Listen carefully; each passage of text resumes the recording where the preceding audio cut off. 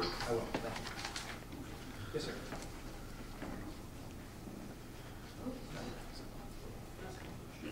Marvin Van Heist, 610 11th. My property, I would echo the sentiments that the other young lady brought with regard to the backyard dining. My property abuts the property on Main Street. That it looks to me like if you can't fit 50 or 60 people in the back of what's taking place there, you're not going to sit a single person. And I'd like to, it ties in with this issue that the other gentleman brought. And I'm kind of foreign. We bought our house down here only 2 years ago, and I bought it because it's quiet. My property is L-shaped backyard. From 610 it curls around and abuts the fence on the property that construction's taking place. I met the man that owns it. He seems like a great guy, but I am concerned. Two things that tie in here. If we have a zero noise tolerance ordinance, which I haven't had an opportunity to read yet, then we need the clarification as to what is the interpretation of zero tolerance, particularly if in fact there's dining that takes place 7 days a week till whatever hour. I don't know whether there's an ordinance that requires a certain closure. I don't know whether, even though the permits may be issued, whether that'll be a matter that's up for discussion at public meetings, or those permits issued by the municipality privately. I'd like to know what the procedure would be if in fact construction is completed and then permits are sought. Will those of us that have adjoining properties receive notice and an opportunity to be heard? Well, and that's a great question. If it's a permitted use, then the person can file for permits and just move forward and get a rental license, move forward. If it's not a permitted use, then you need to go before the zoning board. And when it goes for the zoning board, then they have to notify people within 200 feet. That I'm aware of, yes. Right. What we don't know today, if you get your information, we'll give you the same information we give to Patty, if it's a permitted use or not. Okay. And then I do think that council should explore this issue that the other gentleman brought up with regard to zero tolerance, because I'd like to know that if there is music or whatever's taking place and it carries over into my yard, what's going to be the result? I mean, is it going to be left to the interpretation of the officer who arrives? And I think we need some kind of standard application across the board throughout the municipality as to what's going to take place. I mean, I'm not opposed to dining, obviously, but I do think that those of us who bought property or who have properties to the rear, someone should take a look at it and see what the impact's going to be. And there is a second deck there, which obviously is of good size. Okay, thank you very much for your time. If you want to leave your info again, I will. And the one thing I can say about our police department, and I think this probably goes, Chief can correct me, probably every police department in the state, is that police officers are granted discretion. So, you know, they have discretion over issuing summonses, over arresting people. You know, they have that power. We entrust it to them. They go through testing. It's a competitive job. They get sworn in. They take the same oath the rest of us when it comes to take. And I would tell you, I think we have a first-class police operation. So, you know, I think the zero tolerance is there as a tool for the police department. But just know that there's always going to be, in our town or any town, police discretion. No, I appreciate that. I spent 12 years. I'm a retired municipal judge. I know where there's the discretion lies and where that. So therefore, that's why I'm here to ask the questions in advance. So I think there has to be some pretty solid guidelines, because you're like before the municipal judge. I've been there, done that. What town were you judging? I sat in Mercer County. My permanent residence is in Mercer County. I sat in Robbinsville for 12 years, and I sat in Hightstown for 9 years, in Bordentown. I sat in Lawrence Township. So I have some familiarity with it, and I respect the chiefs. The problems that may arise unless there is some advanced footwork and homework done, so that there is some uniformity and interpretation, because this becomes a real problem for the municipal judge, I can tell you that. Thank you. Our judge earned his money. I think, I'd like to think I earned mine, oh, but no, some people, I'm sure, didn't appreciate it. Thank you, sir. Yes, Scott.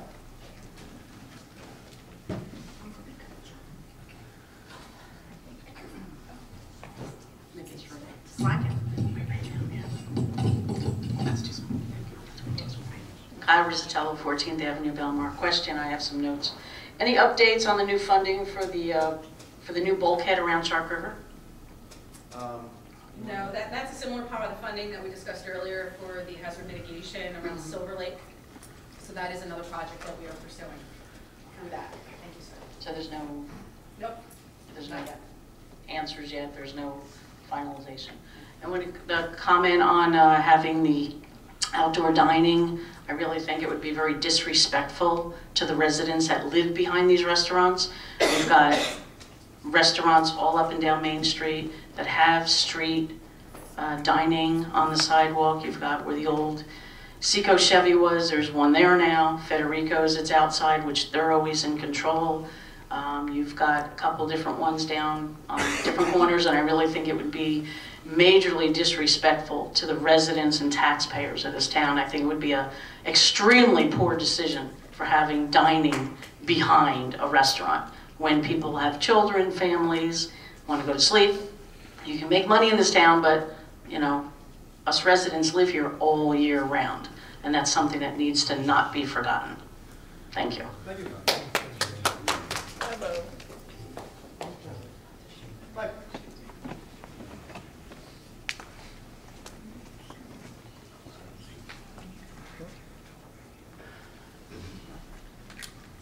Mike Seebeck, 110 Second Avenue.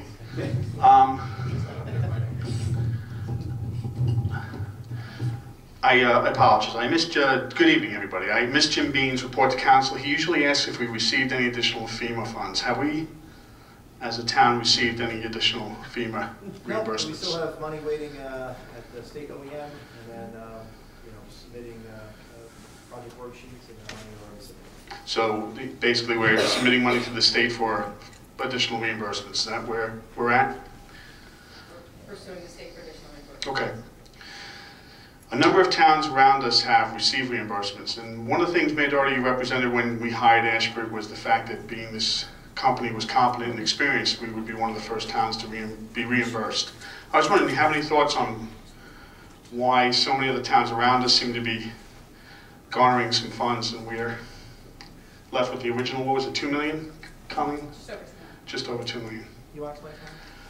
Sure. I mean, some of it really, it's very difficult to compare town to town. The disaster was so different from community to community that it, in some courses, apples and oranges. The way Belmar responded to the disaster, I would never want to impose that judgment on another town. Our debris operation was complex. It involved, obviously, water, boardwalk, brush, trees, home goods. It was a massive operation.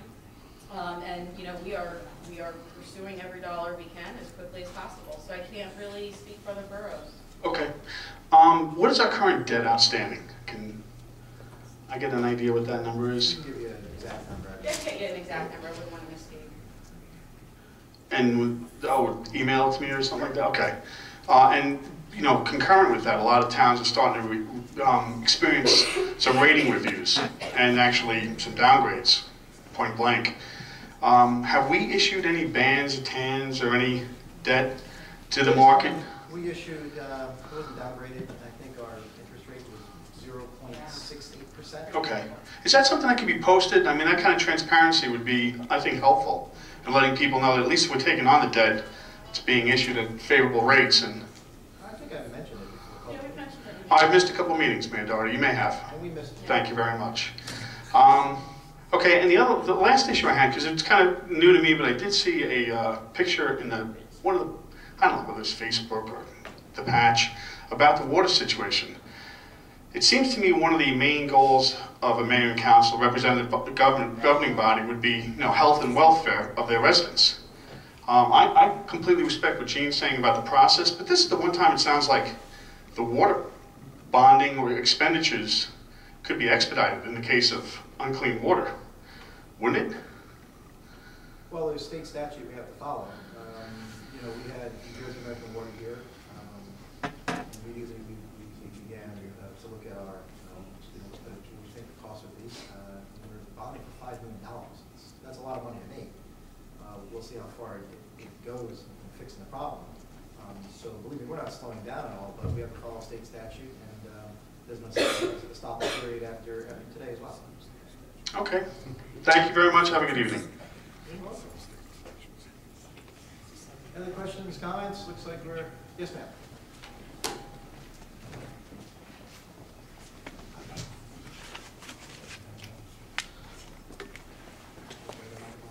I think so. Thanks. I'm Karen Crow on 14th Avenue, not part of any lawsuit, and I'm here to address the quality of life and zero tolerance. Continuing on what Mr. Grau started to say, when the regular Belmar police respond to our calls, the effect is immediate and wonderful.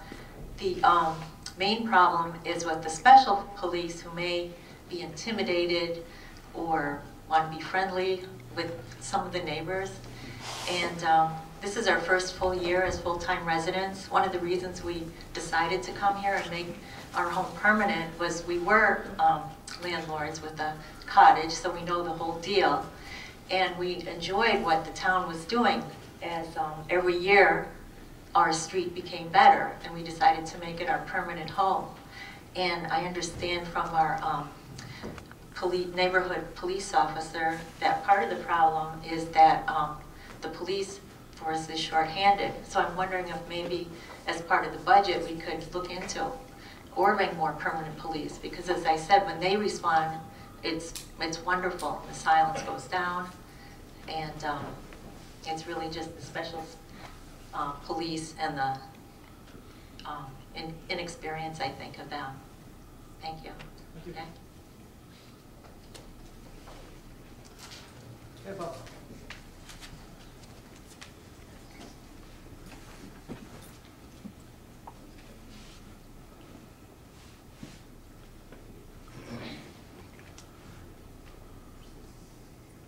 Bob Lynch, 316 9th Avenue, 1 block from Silver Lake. I was very interested in the presentation on the Silver Lake, I guess, improvement plan or mitigation plan. A couple of things. It would appear that right now, we have a very severe problem with the outflow. They said it's not working at all. So I think correcting that is like the primary, responsibility for us right now. We have a two-chamber system. I talked to Paul during the meeting. The other part of it is the pipe, and we don't know yet what's wrong with the pipe. We're concerned it could be collapsed in some areas or plugged.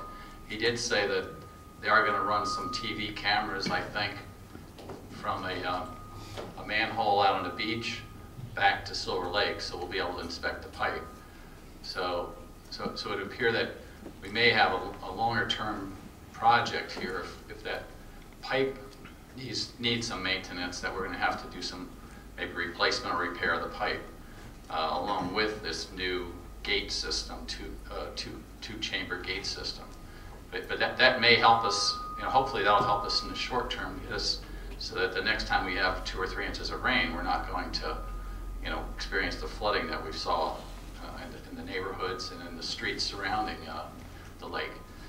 Yeah, I'll tell you, one of the things, and I'm still not clear on, is, we've had this for years. Talking to some of your neighbors, who have lived there for 30 plus years, it's flooded constantly, particularly like 8th Avenue and South Lake. And you got to wonder if the outflow pipe now is going into the Atlantic Ocean and it's clogged up with sand and waves, what good is it even having? Maybe the one on A Street, a 36-inch pipe going down A Street to the inlet makes more sense than even having the one go under Ocean Avenue.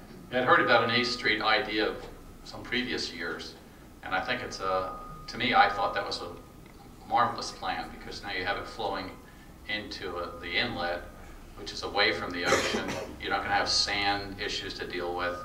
So much more of it's going to be pitched, so you are going to get a gravity flow, and then in extreme cases you can get, be able to handle more water because it's a bigger diameter. Right. And it's not going to face waves. Yeah. And rising tide. I guess my other question though is, we're going to be trying to determine what level the lake needs to be at, and I'm not sure we know that, because when the lake was much lower through January, February, March, April, into May, I think there are very, very few issues with water in basements. At least my basement was as dry as it ever been.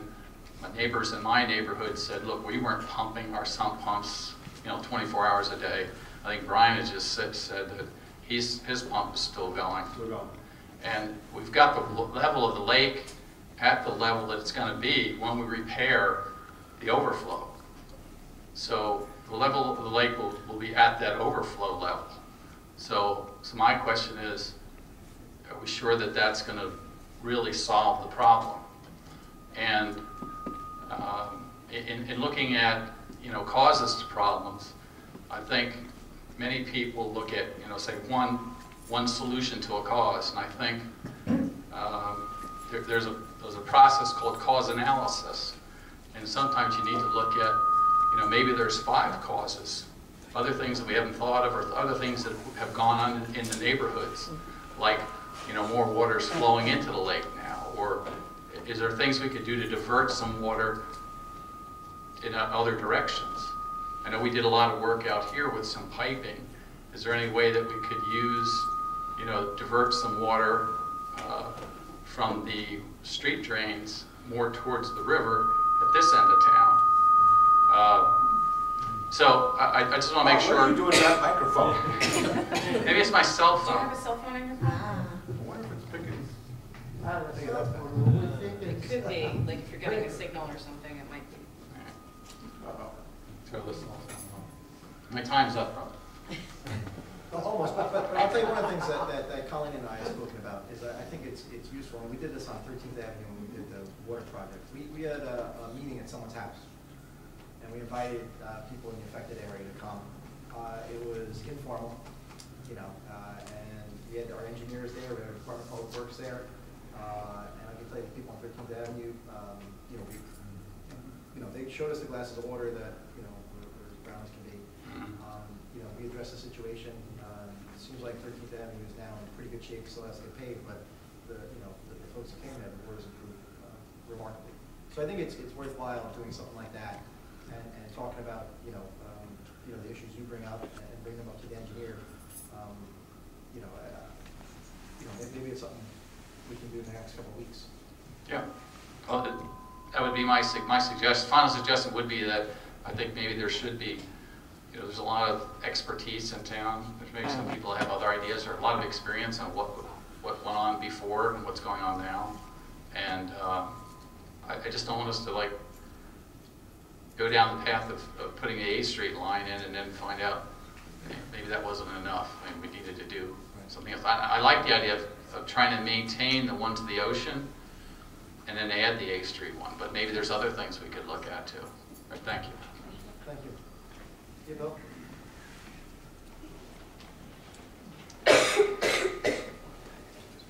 Bill, then Gene, then we'll wrap it up. Thank you, Council. I haven't been here in a couple of weeks, missed a few Name and address meetings. for the record. Bill McKim, Ocean Avenue. I want to thank you for everything you've done up on Ocean Avenue, and I actually like Ashford. I think they did a great job, and they cleaned everything up, and I think once I show everybody one of these days the pictures that I have of the entire mess that a lot of people probably haven't really seen, the 5 stories of sand that was up there that they cleaned, you'll see that really I don't think anybody can handle it except for the equipment that they brought in. So I wanted to really thank you for that. What's the parking situation? Is there no meters this summer?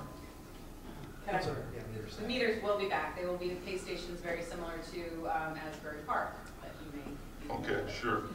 We are in the process of installation now. So we lost a couple days, actually a week in the rain and the storms, but installation is progressing. And are they just the east side of the street or Just both? the east side of the Okay, street. great. And I was here when they put the sand back on the beach, like you were saying, Brian. And I think it was springtime, because I remember walking over that piping to get onto the beach, and you could still go to the beach. It did not really keep anybody from, if it was a nice day, we still went to the beach.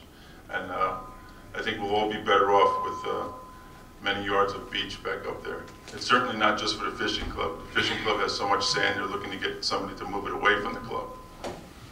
So, thank you. Put it in front of 10th and Ocean. Yes.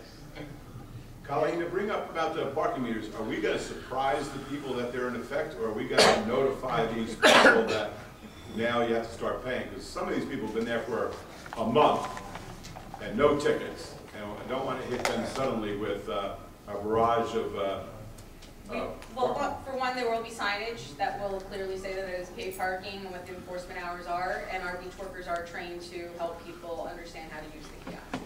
And what about Tom? Would your specials have something to say, this is your warning or something like that? Because I tell you, one overtime parking ticket could really cause people to go to other towns because they get so upset. You know, I think one strike type of a thing deal might. We'll also make sure that when people go on the beach, every beach badge checker will say, Did you pay for your parking? "You pay for your parking," and I That's- say, "Oh, okay. I thought it was free." Sorry, it's in Your effect parking now. on the That's side, why you have there's- to pay. and there'll be numbers, parking space 32, 33, 34. Because some people, since I'll venture to guess that they think that because there hasn't been any parking fee yet, that we're going to go the whole summer without it. So I think we're going to have to really get that message out there. We're prepared with the education, but again, I think with the signage, it's Yeah. going to be pretty clear. Okay, Mike? They're also going to have we're finishing striping Ocean Avenue tomorrow night, and then there's each parking place is going to have 4 large letters on it, so you will know there's parking. And the kiosks are the pay stations, the kiosks are going to be at every place where you enter the boardwalk. That's where it says the parking and what the rules are and everything else. So if you're approaching the boardwalk through one of the ramps or stairs, you'll have to pass the kiosk, so you will know it. But to his point, I mean, some people just get out of the car, just step up on the boardwalk, and that's when we'll leave the beach badge checkers. Yeah. No, they'll go. Yeah, we will. Yes, Chief. Second. Sorry. Let's see if we can get rid of this one.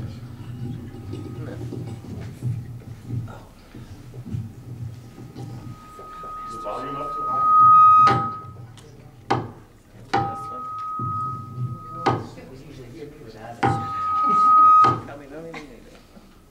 There's something wrong with it. I'm sure you can. Jean Folker, 13th Avenue, Belmar. I have a whole laundry list, so I'm going to go through them as quick as possible. First thing, as I said, 13th Avenue, I live on 13th Avenue.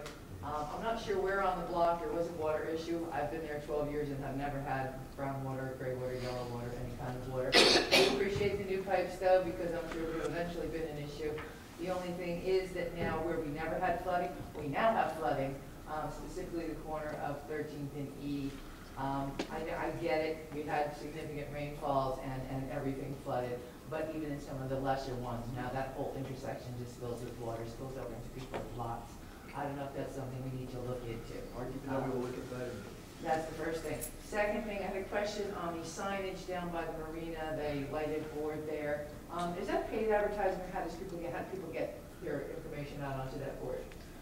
You can, there is an opportunity to get on that board if you pay for advertising, but I'm going to look at Mary right now. I don't think we have any paid advertising up right now. May through September, no. No. Okay, I'm just curious as to why then if it's not paid advertising, why does it only specifically say support the boardwalk businesses or Ocean Avenue businesses? Because I've yet to see it ever say anything about Main Street businesses. It says shop local, keep your business in town, keep your town in business. Right, that If that's- specifically that's says the whole support Main Ocean Street, Avenue. I think it also says Main Street is open. We will change it to say, please support Ocean Avenue and Main Street businesses. Okay, that's two. And the third one is, a couple meetings ago, we had discussed the 9th Avenue Pier and the pier bar there, and the potential of developing that area a little bit further, and concerns with safety issues and people crossing the highway. At that point, Jennifer, Councilwoman Nicolai, stated that there is a police officer on weekend. I'm here to say that I have yet to see one. Since the summer started, I do go past that intersection, I'm gonna say 5, 6 times a day, and I've never seen a cop there monitoring the traffic or pedestrian traffic. That's that one, and since I only have another second left to go, good luck with the parking. I have had a business in Asbury Park for 8 years now, and I can tell you that those kiosks and the parking there is an ongoing issue. And you can try and be as diligent. They have giant signboards up saying meter parking is in effect. They do have people walking. We try and get the word out to people. When the kiosks malfunction and don't work, if people don't want to walk 5 blocks or 3 blocks or 2 blocks, or even an additional block to go to another pay station to pay, it's very difficult. It's a hard situation. I hope you have better luck with it than you did in Asbury Park. Thank you. I'm done. Thank you. All right, I'll make a motion to adjourn. Mike, did you have a question? In the back? Pat, you wanna- Sure, come on up. You said there's a meeting tomorrow. About what? About what? It's the design committee. Hi, I just wanted to make sure. 6 o'clock? That the borough, the other attorney will contact me, and then if the ordinance is ambiguous or not clear or needs to be clarified, is the board willing to have it say that it is for outside dining only on the We'll it's not up for. talk to our attorney first. They have to discuss that, and then they would get back to us before, like, even like a permit or something like that was issued. I just want to understand it. Our attorney will be back in touch with you in, I would say, 48 hours. So a permit. So before the next council meeting, we'll. Okay, so a permit could be issued for that, allowing that, before the attorney gets back. It has to go before the board, right? Yeah. No, it depends, if it's a permitted use, Right. then they can get a permit just like, you know, let's say I want to knock my house down and put a new house up. If it's zoned for that, and I'm not, you know, it's permitted, I just go get my permits and go build. So if it's a permitted use, they can go in, they get the permits, they can work it, file license, see if it can work. If it's not a permitted use, then they have to go before the zoning board. At that time, they have to notify everyone within 200 feet of the property. So what I'm saying is within 48 hours, our attorney will get back to you as to whether or not it's a permitted use or not. Well, I recognize that it's a permitted use with regards to that commercial zoning and all of that. But the thing that's in question is when you changed the ordinance, it was for Main Street dining. And that, I understand that the attorney's gonna get back to me, but there is a question here as to a permit being issued for that space and for it to include backyard dining. Right, maybe I'm not being clear. Maybe I'm not understanding. Backyard dining may be a permitted use, notwithstanding our outdoor dining ordinance, is what I'm saying. Okay, because it's never existed before in Belmar. I just want to be, I want you to. Okay, but it may never, but it may have always been permitted, it just maybe no one did it. I don't know, our attorney will get back to you in 48 hours, which is a pretty good turn. Okay. Right? Yes, Michael? Let's end on Michael. Pardon? We'll end on you. Safe bet, right? Only a few things I want to bring up. I really want to come up here, Rob. My name is Michael Drew, 12/11/16. Go. I only have a few things. I just want to commend everybody on the work that's been done on the boardwalk. I've been on the boardwalk, gosh, since it wasn't here. I'm a repatriated Belmarian. I was here when most of you weren't alive. Now I'm back. Some of you were alive. But it's unbelievable the comments I hear from people about how good the job is. I want to commend the mayor, the council, on leading Belmar back in the forefront of the state. I think that what we've done here in Belmar is even led the governor. I think he ran to catch up to us, and that's part of the reason he loses some weight to try to get out of it. Two other points I'm going to bring up. So I've been sitting here listening in the back. I'm a long time hero, first time talker back here. I like the fact that the council members here have always listened to everybody, taking their points to heart, whether or not they agree or disagree. Listen to them. I don't like, and I'll be honest, is when some people just make a critical comment and that don't say why or where they get the information. Let's see. Sometimes I hear a lot of innuendos without facts from people, and it's just not done. I've seen heard some personal attacks, and I know tonight they kind of subsided, which I commend everybody on. And the idea when people, they say make false innuendos without any proof. Sometimes they're making complaint and not offer a solution. You know, we've hired professionals to help us. Sometimes we don't take their advice. They're only out here protecting us being the community, from additional expenses. And Other than that, just, want to say, thank you all, you for everything you've done, mayor, council, for leading us, again, to the front of, Belmar. Like, in 15, I'll be somebody else. Thank you. Make a motion to adjourn. I will second.